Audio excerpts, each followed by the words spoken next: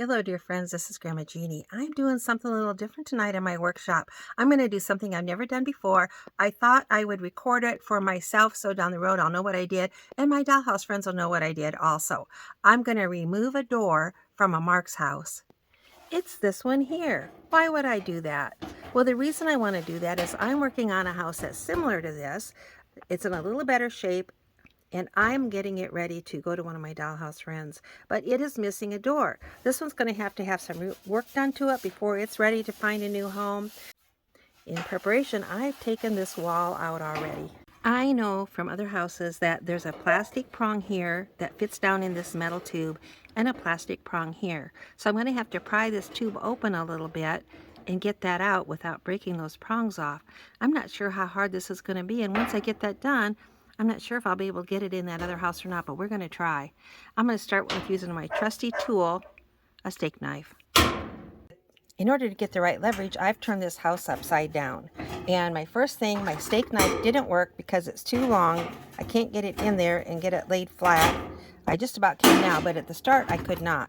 So I've got this small cheese knife. I was able to get in there and wedge that and get that up just a little bit. Then I switched over to some little pliers, and I got that up in there and uncurled that just a little bit, and I believe it's going to come out now.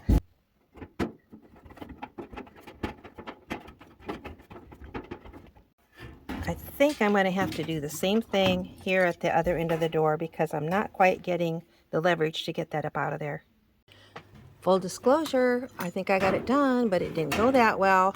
First of all, I managed to break my little cheese knife. I think what I'm going to have to do is get a small, flat-tipped screwdriver to use in the future. That's just unfortunate. That was a nice little tool.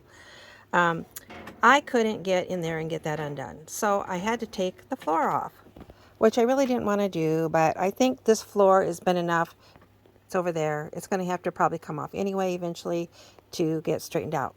But now that I've got that off, I could poke down from the top. I could use my trusty steak knife this way, pry that up, and I do think that door is going to come off. There we go. Success. So my next question is, how hard will it be to get this door on that other house? Am I going to have to take the floor off of it too? I don't know. We'll see. Stay tuned. I am back.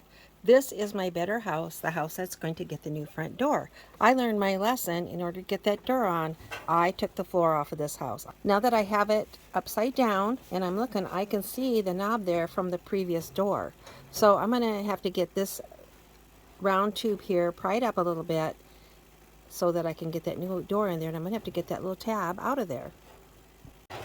I got it, dear friends, which just goes to show you when there's a will, there's a way. Opens and shuts just right. Thanks for joining me. Remember, Grandma Jeannie loves you.